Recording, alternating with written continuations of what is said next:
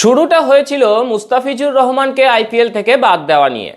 সেই ঘটনাকে কাজে লাগিয়ে বাংলাদেশকে বোড়ে করে আইসিসির কাছ থেকে নিজেদের দাবি দাওয়া আদায়ের মরিয়া চেষ্টা চালালো পাকিস্তান। ক্রিকেটের ময়দানে রাজনীতি ঢুকিয়ে আরও একবার স্বভাবসিদ্ধ কায়দায় ক্রীড়াকে কলঙ্কিত করলো পিসিবি।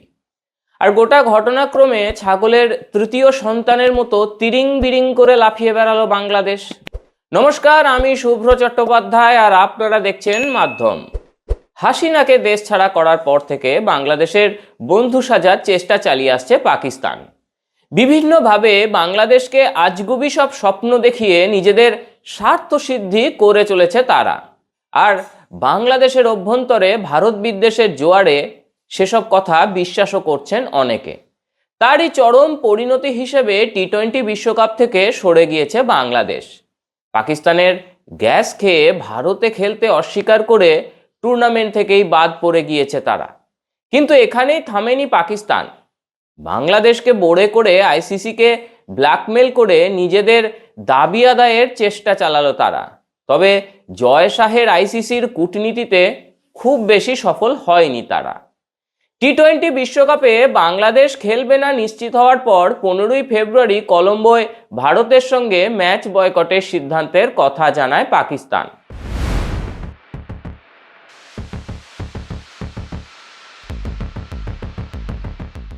জানানো হয় বাংলাদেশের প্রতি সমবেদনা জানাতে পাকিস্তান সরকারের নির্দেশে এই সিদ্ধান্ত।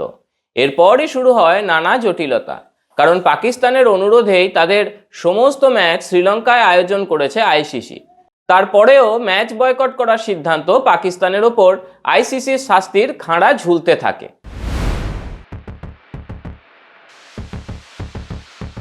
কিন্তু তখনও বোঝা যায়নি পাকিস্তানের আসল উদ্দেশ্য হলো ভিক্ষাবৃত্তি।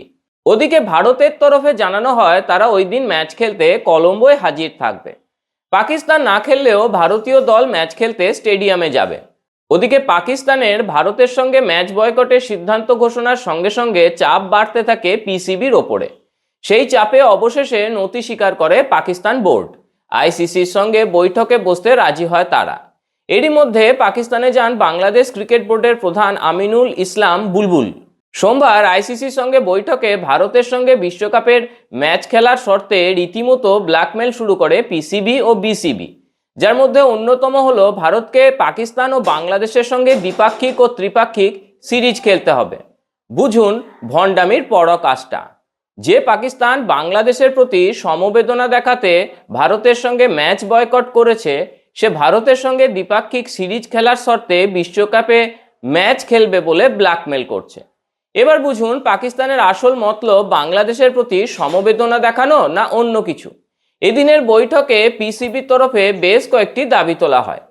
তার মধ্যে 2-3টি দাবি বাদ দিয়ে বাকি কোনোটাই কান দেয়নি আইসিসি। এদিনের বৈঠকে পিসিবির আবদার ছিল ভারত পাক ম্যাচ এত গুরুত্বপূর্ণ হলে তাদের আইসিসির লভ্যাংশ থেকে আরও বেশি টাকা দিতে হবে। এ ব্যাপারে পিসিবিকে কোনো প্রতিশ্রুতি দেয়নি আইসিসি। বিষয়টি আইসিসির বোর্ড মিটিংয়ে বিবেচনা করা হবে বলে জানানো হয়েছে। পিসিবির তরফে দাবি জানানো হয় বিশ্বকাপ না খেলায় বাংলাদেশের প্রতি কোনো শাস্তিমূলক পদক্ষেপ করবে না আইসিসি ও বাংলাদেশের প্রাপ্য টাকার পুরোটা তাদের দিতে হবে।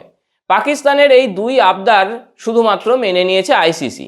এছাড়া বাংলাদেশকে পরবর্তী অনূর্ধ্ব-19 পুরুষ বিশ্বকাপ আয়োজনের দায়িত্ব দেওয়া হতে পারে বলেও তারা জানিয়েছে। এছাড়া ভারত পাকিস্তান দ্বিপাক্ষিক সিরিজ শুরুর দাবি জানিয়েছে পিসিবি। ভারত পাকিস্তান ও বাংলাদেশকে নিয়ে ত্রিপাক্ষিক সিরিজ আয়োজনের আবদার জুড়েছিল তারা। তার কোনোটাই তাদের এখতিয়ার নয় বলে জানিয়ে দিয়েছে আইসিসি।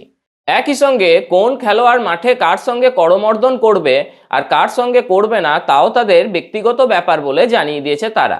পাকিস্তানের এই আচরণে ফের প্রমাণিত হলো নিজেদের স্বার্থ সিদ্ধি করতে অন্যের চরম ক্ষতি করতেও দুবার ভাবে না তারা, যেটা তারা দশকের পর দশক করে আসছে ভারতের সঙ্গে। এখন সেটাই বাংলাদেশের সঙ্গে করা শুরু করেছে তারা। বাংলাদেশকে বোড়ে করে আইসিসির লভ্যাংশ বাড়ানোর খেলা খেললেও পাকিস্তানের চাল ভেস্তে গিয়েছে আইসিসির কৌশলেই। স্বাধীনতার পর থেকে ক্রমশ কমতে কমতে পাকিস্তানে অমুসলিমরা প্রায় বিলুপ্ত হয়ে গিয়েছেন। প্রশ্ন ওঠে, কাফেররা যখন এত অসহ্য, তাহলে কি মধু আছে কাফেরদের টাকায়? নমস্কার।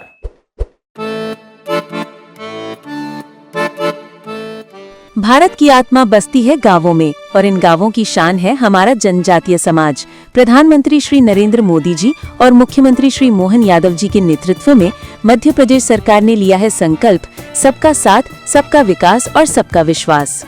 धरती आबा जनजातीय ग्राम उत्कर्ष अभियान ने जनजातीय अंचलों में विकास की गंगा बहाई है। प्रधानमंत्री जनमन योजना अंतर्गत ग्रामीण आवास, सड़कें, शिक्षा और बिजली सब कुछ तेजी से पहुंच रहा है गांव-गांव। 21 जिलों में 66 मोबाइल मेडिकल यूनिट से स्वास्थ्य सेवाएं अब पहुंच रही हैं दूरस्थ अंचलों तक। जनजातीय मेहनतकश भाइयों बहनों को मिला है उनके श्रम का उचित सम्मान। 30 लाख तेंदुपत्ता संग्राहकों को 115 करोड़ रुपए की बोनस राशि और मानदेय 3000 से बढ़ाकर 4000 रुपए प्रति बोरा। ये है गरीब कल्याण और सम्मानजनक जीवन की नई दिशा। नए भारत का सपना तभी पूरा होगा जब युवा सशक्त होंगे। इसलिए UPSC, PSC, GATE, NEET, JEE और क्लैट जैसी प्रतियोगी परीक्षाओं के लिए दी जा रही है निशुल्क कोचिंग। आकांक्षा योजना और विदेश अध्ययन छात्रवृत्ति ने हजारों सपनों को दिया है नई उड़ान। प्रदेश में स्थापित 126 वनधन केंद्रों से 30,000 से अधिक जनजातीय युवाओं को मिला है रोजगार। देश का पहला ट्राइबल हॉस्टल हो या सेना और पुलिस सेवाओं में भर्ती के लिए विशेष प्रशिक्षण, सरकार हर मोर्चे पर जनजातीय युवाओं को बना रही है आत्मनिर्भर। माननीय प्रधानमंत्री नरेंद्र मोदी जी के आदिवासी गौरव के संकल्प और मुख्यमंत्री मोहन यादव जी के अथक प्रयासों से आज मध्य प्रदेश का जनजातीय समाज शिक्षा, स्वास्थ्य, रोजगार और सांस्कृतिक संरक्षण हर क्षेत्र में आगे बढ़ रहा है। मध्य प्रदेश सरकार का विश्वास है जब जनजातीय समाज आगे बढ़ेगा तभी प्रदेश और देश आत्मनिर्भर भारत के सपने को साकार करेगा। सबके साथ सबका विकास, यही है आत्मनिर्भर मध्य प्रदेश का संकल्प।